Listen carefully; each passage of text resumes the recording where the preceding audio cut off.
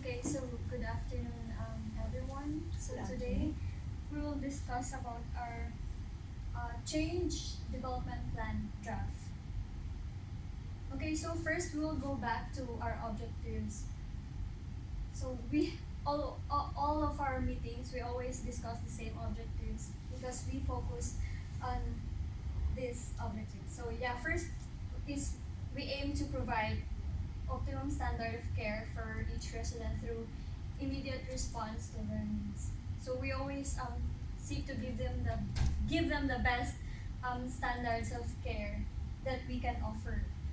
So next, we try to improve our overall operations efficiency and productivity through procurement of new healthcare equipment and our computer systems. So we always aim to continuously improve our operations through innovations and new technologies. So we also provide support and development to our employees and staff that will help them perform their roles. So we have conducted audits to see which areas uh, needs our attention.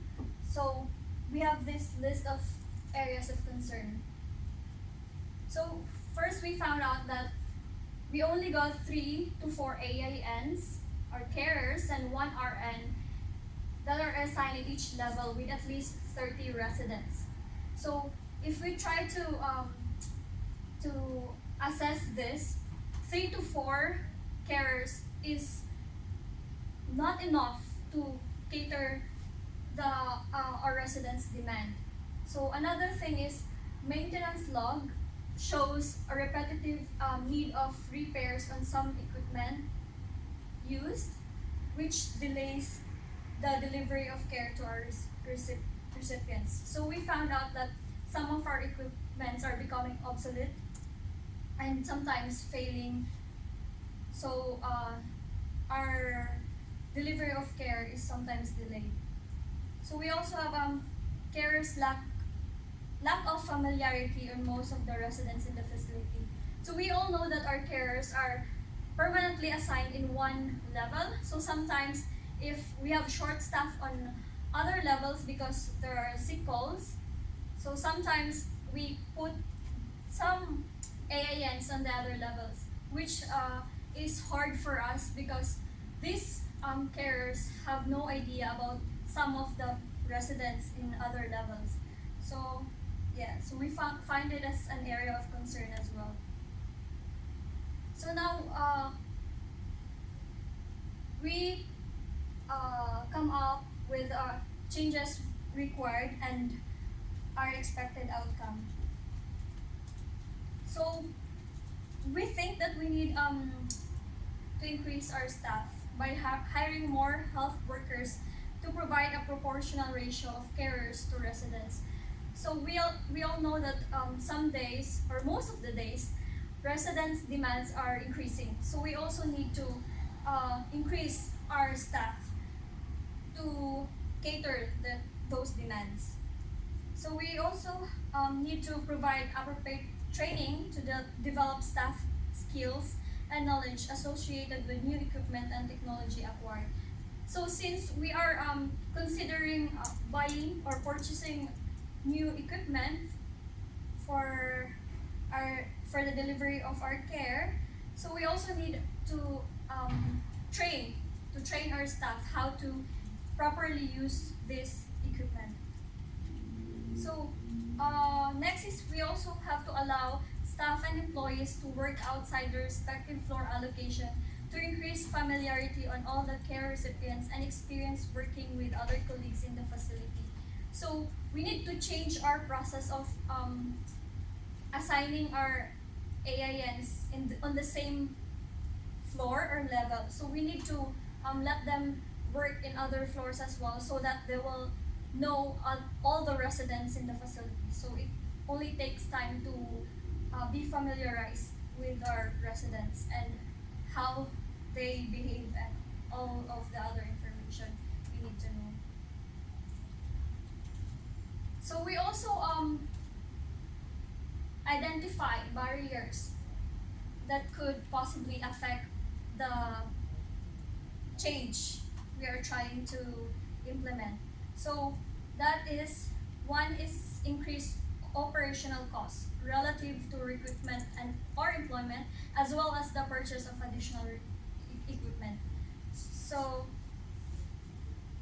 relative to our changes proposed, so of course we all know that it also requires additional costs for us to implement such changes.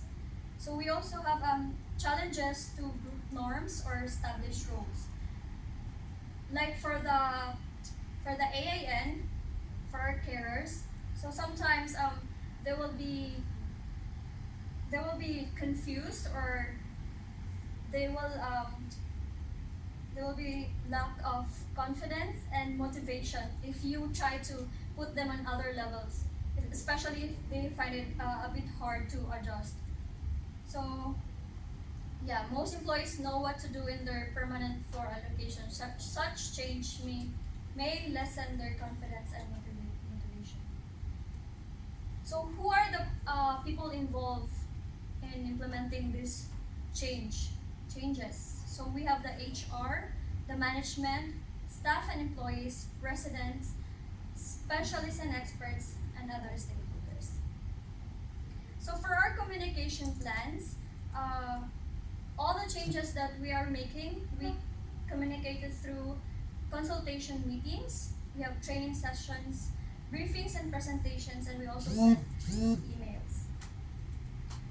So this is the summary of our change development plan. So we've got our objectives, the changes required and expected outcome, the barriers, and the person involved. So next we'll move to our change management project plan. So just a short recap.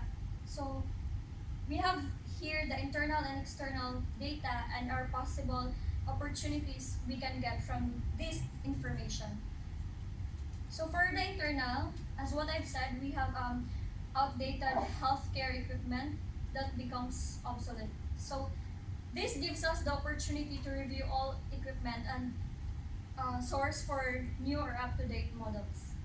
So we also have short of staff due to high demands of residents. So this gives us the opportunity to review our organization structure and staffing to achieve greater efficiency. So for the carers' lack of familiarity on residents and their job description, it gives us the opportunity to review job roles and ensure employees are deployed in different levels of the facility. So for our external data, we have the competitor is financially stable. So we have unstable. So we have the opportunity to acquire or merge with these competitors. And we also have the new product or technology introduced in the market. So we have the opportunity to acquire the product for our own range of aged care services. So what are the resources that we need? So we have, of course, we need financial and budget allocation. We need contractors, of course, our employees and managers, external and internal consultants, hardware and software, and some of our physical assets. So we conducted risk management of the following risk. So for first is the decreased operations efficiency and productivity due to obsolete equipment. So it is likely that our equipment will depreciate. So we need to, that's the time that we need to purchase a new one. So its impact is really high because it affects how we work, the efficiency and productivity of our delivery of care. So there's also a risk of short staff due to high demands of residents, and it is most likely to happen, and it has a high impact. So especially if there are increase in sick calls and we have short staff, so it really affects how we provide care to our residents and how we respond to their needs. So for the risk of cares and familiarity of residents, so it is most likely, especially for those who are new in the facility. So we need to assign them to each floor so they get to know other residents as well. So for our timelines, we plan to increase our staff. We plan to hire more on. We have set schedule on October 25, 2020. And for the purchase of our equipment, it will be delivered on after a month on November 7, 2020. And for the carriers change of floor allocations, we will try to implement this effectively. And we will try that every fortnight they will change floor allocations. So our strategies for embedding change.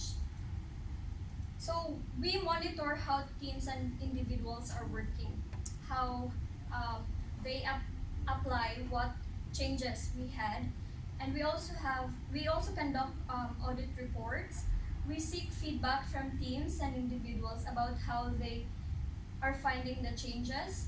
We modify procedures if necessary, and of course, we have to recognize and publicize our success and take corrective actions where there is a failure to follow new ways of working.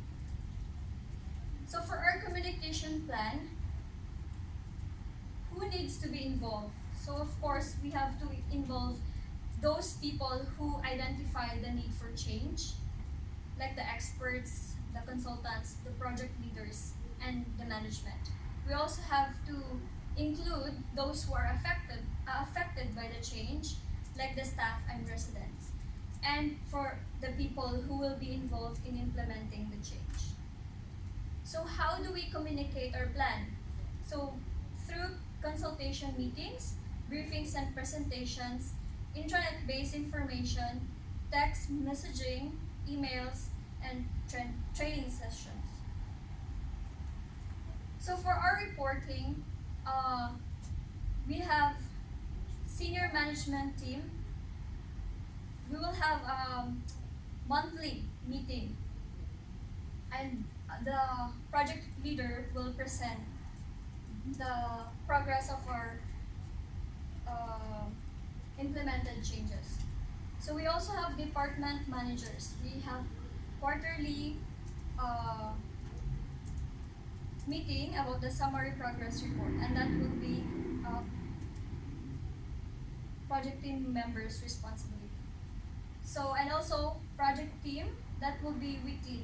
So that is for to monitor the project plans and our progress reports, and that's for the project leader. So for our review, lastly, for our review and evaluation, on a monthly basis, we review the change management project plan. Also, we review and analyze relevant data, conduct audits to monitor compliance, and seek feedback from relevant people. That's all. Thank you. That was very good. Very precise. Well done, Celia. And all I can say